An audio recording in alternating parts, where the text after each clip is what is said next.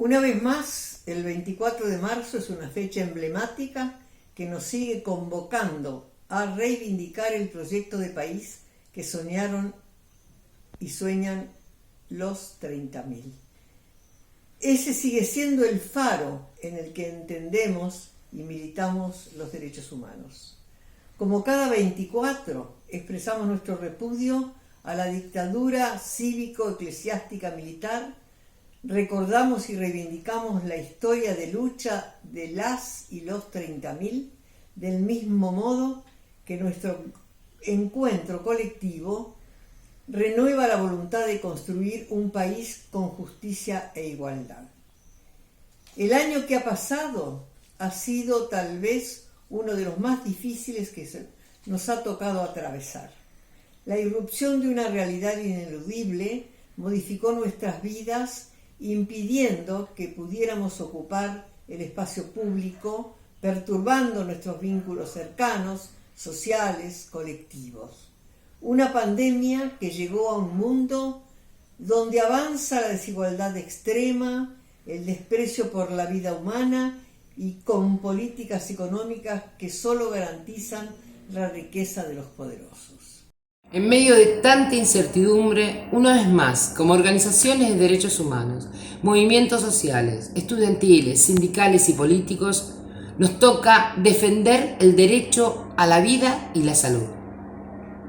Por eso convocamos a salir a la calle, a sumarse a las caravanas de la memoria, la verdad y la justicia que se están organizando en distintos puntos del país. Además de las múltiples actividades para homenajear las vidas de nuestras y nuestros 30.000, como la campaña Plantamos Memoria, bella iniciativa de nuestras abuelas de Plaza de Mayo, a la que adherimos y convocamos, porque los pueblos que siembran memoria tienen por venir. A 45 años del golpe de Estado venimos nuevamente a repudiar los crímenes de lesa humanidad. Las miles de desapariciones forzadas, los asesinatos, las torturas, el robo de bebés, el funcionamiento de cientos de centros clandestinos de detención, tortura y exterminio, la censura, la mentira organizada, la pobreza programada, los delitos de lesa humanidad en la guerra de Malvinas, la deuda externa que causó hambre por décadas, el exilio al que fueron obligadas miles de personas, el terrorismo de Estado. Se cumplen 45 años del inicio del último y más sangriento golpe de Estado en nuestro país. 45 años en los que el pueblo argentino, encabezado por las madres de Plaza de Mayo, las abuelas y los organismos de derechos humanos, jamás detuvo su incansable lucha por memoria, verdad y justicia. Fueron años en los que se recibió la democracia con expectativas, en los que se exigía la aparición con vida, luego el juicio y castigo a los culpables, donde no solo no bajamos los brazos, sino que nos multiplicamos, cuando la impunidad se hizo ley, los genocidas quedaron en libertad y el neoliberalismo avanzaba como pensamiento único. En esa constancia que nunca dejó de gritar presentes y reivindicar la lucha de una generación de militantes irreemplazables, pudimos ver una gran victoria en 2003, cuando nuestro país padecía aún las ruinas que había dejado la traición menemista y el entreguismo de la Alianza. Fue el año en el que conseguimos derogar las leyes de obediencia debida y punto final para iniciar el camino de los juicios por crímenes de lesa humanidad.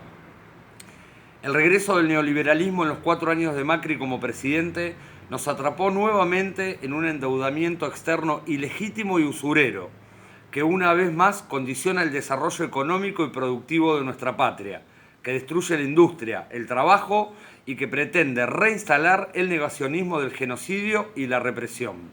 Por eso debemos seguir luchando para que nunca más vuelva el Estado a ser conducido por quienes históricamente y con diferentes disfraces gobernaron en contra de las mayorías populares.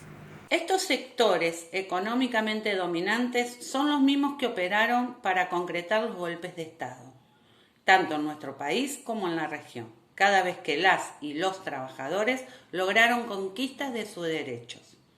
Con el desmantelamiento social y económico de la dictadura y luego con los gobiernos que le fueron serviles a las políticas neoliberales de achicamiento del Estado y de destrucción del aparato productivo nacional, la derecha fue ampliando su base social y política con operaciones mediáticas.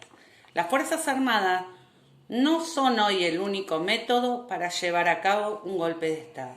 Cuentan con la colaboración de la Corporación Judicial. El lawfare ha sido también utilizado contra otros gobiernos populares de la región, como en Brasil, Ecuador y Bolivia, como ejemplos paradigmáticos. Los llamados golpes de baja intensidad que involucran a las fuerzas de seguridad en articulación con los medios de comunicación y el Poder Judicial.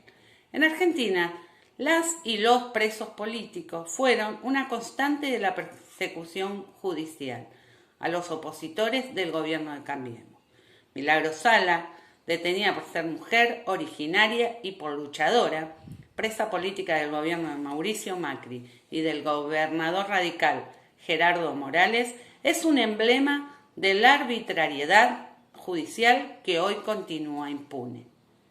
En estos días vemos cómo se vuelve a hablar de subversión para estigmatizar la lucha del pueblo mapuche. De los tres poderes del Estado, el Poder Judicial es el único que se ha resistido a que su estructura sea democratizada e investigada, tanto en su complicidad con la dictadura como con los gobiernos neoliberales que lo utilizan como herramienta de persecución política y como freno al intento de avanzar en mayor justicia social. Los funcionarios del Poder Judicial otorgaron el aval al orden de facto que impuso la dictadura, legitimando su accionar represivo. A pesar de que muchos de los integrantes del Poder Judicial fueron encarcelados y en algunos casos asesinados, la dictadura no fundó un nuevo Poder Judicial, sino que se montó sobre la estructura ya existente. Las y los familiares de quienes han padecido la desaparición, muerte o persecución política de la dictadura experimentaron en carne propia la discrecionalidad con que este Poder Judicial se ha manejado.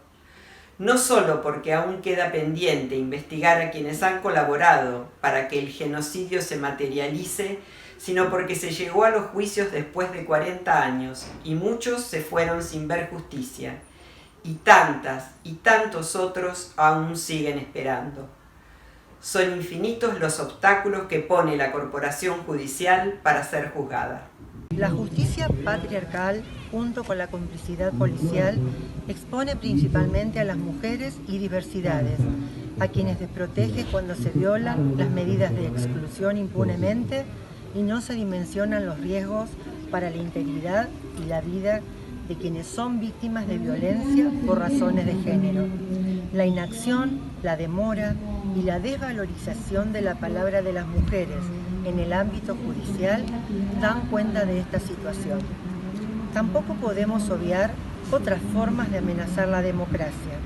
En medio de la pandemia y la grave situación económico-social heredada, hubo varios intentos desestabilizadores y antidemocráticos. El levantamiento de la policía bonaerense cercando la Quinta de Olivos y la gobernación de la provincia de Buenos Aires, las marchas anticuarentena llenas de consignas fascistas. En la última llegaron a simular cadáveres de dirigentes de derechos humanos y políticos, o también aquellas palabras de Duhalde asegurando que no habría elecciones, aludiendo a un golpe de Estado. En esta línea, la oposición, con apoyo de los medios hegemónicos de comunicación, generaron otros episodios desestabilizantes, generando corridas bancarias en medio de la negociación con los tenedores de bonos de la deuda que contrajo Macri. Este 24 de marzo seguimos luchando para cerrarle el paso a los intentos de desestabilización y por un poder judicial democrático y antipatriarcal. En ese marco sostenemos el reclamo social de una profunda reforma judicial feminista que incluya el cese de las persecuciones políticas. No podemos seguir sosteniendo un poder judicial conservador, que se considera a sí mismo una élite, gozando de privilegios como la excepción impositiva auto-otorgada. Es imprescindible que se democratice tanto en su ingreso como en su permanencia, que paguen los impuestos como lo hace toda la ciudadanía y que sus cargos no duren toda la vida. Porque tenemos memoria, seguimos peleando por verdad y justicia ante los crímenes de terrorismo de Estado, por Miguel Bru, Julio López y Santiago Maldonado.